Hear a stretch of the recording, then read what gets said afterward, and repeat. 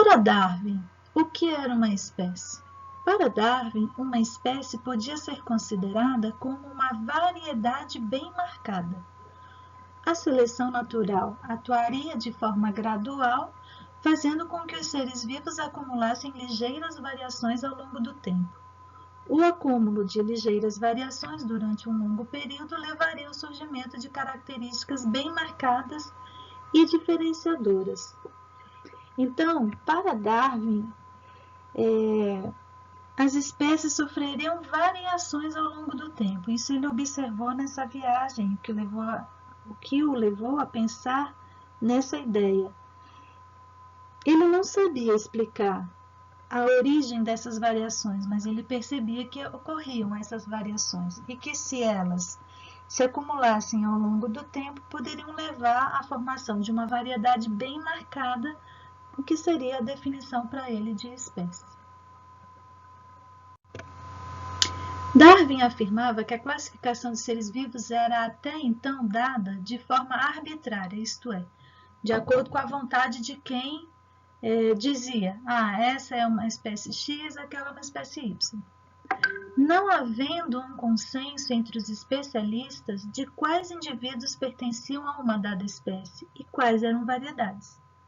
Essa falta de concordância se tornou um argumento favorável à identificação dos elos entre espécie e variedade, a fim de padronizar a classificação de um indivíduo em nível de espécie. Essa padronização através de elos comuns que ligam uma espécie ancestral a uma nova espécie surge, de um lado, como um argumento favorável ao princípio da seleção natural. Vou explicar isso através deste desenho.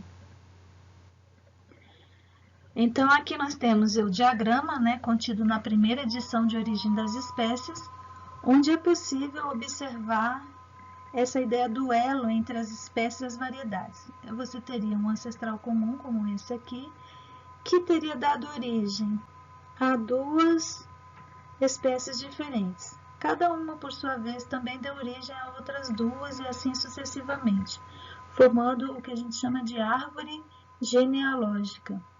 Às vezes é possível uma espécie dar origem a mais de duas espécies. Olha, aqui já mostram 4,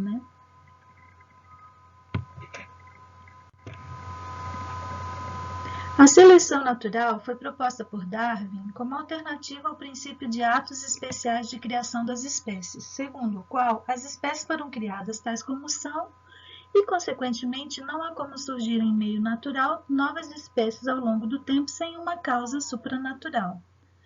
Para que possamos falar em seleção natural, temos que igualmente admitir que as espécies possam exibir pequenas variações. Era assim que Darwin pensava. Em outras palavras, como eu já havia dito, ele foi observando que os seres vivos apresentavam variações ao longo do tempo. Acreditando nisso, então, pensando que, de acordo com essas variações, o ambiente poderia selecionar aquilo que fosse benéfico e, então, o que fosse benéfico se perpetuaria ao longo do tempo, se transformando gradualmente num novo ser. Essa que era a ideia. Diferente da ideia da criação das espécies como algo que não contivesse em si a questão das variações, como algo que foi criado daquele jeito e daquele jeito permaneceria para sempre.